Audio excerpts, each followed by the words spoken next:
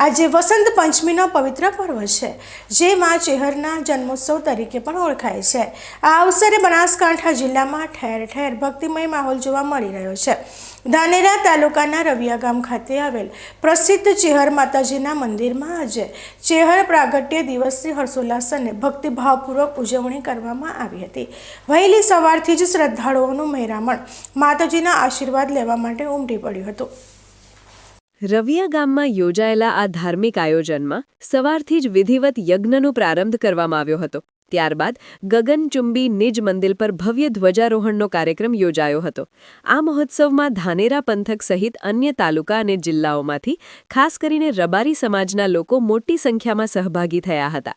આખો દિવસ ભજન, ભોજન અને ભક્તિનો ત્રિવેણી સંગમ રચાયો હતો, જેમાં હજારો ભક્તોએ પ્રસાદ ગ્રહણ કરી ધન્યતા અનુભવી હતી। રવિયા ગામનું આ મંદિર શ્રદ્ધાળુઓ માટે આસ્થાનું પ્રતીક છે। વસંત પંચમીના દિવસે માતાજીના જન્મોત્સવની ઉજવણી માટે ગામના યુવાનો અને આગેવાનો દ્વારા સુંદર વ્યવસ્થા કરવામાં આવી હતી।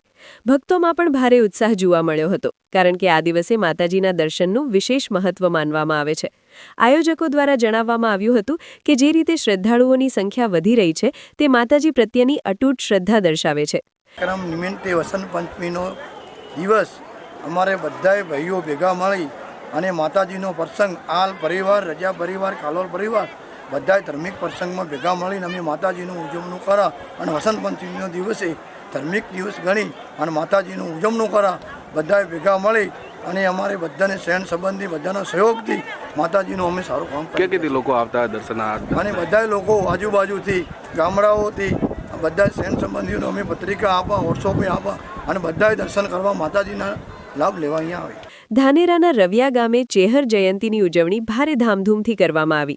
ધાર્મિક અનુષ્ઠાન, યજ્ઞ અને મહાપ્રસાદ જેવા કાર્યક્રમોએ ભક્તોમાં આધ્યાત્મિક ચેતના જગાવી છે।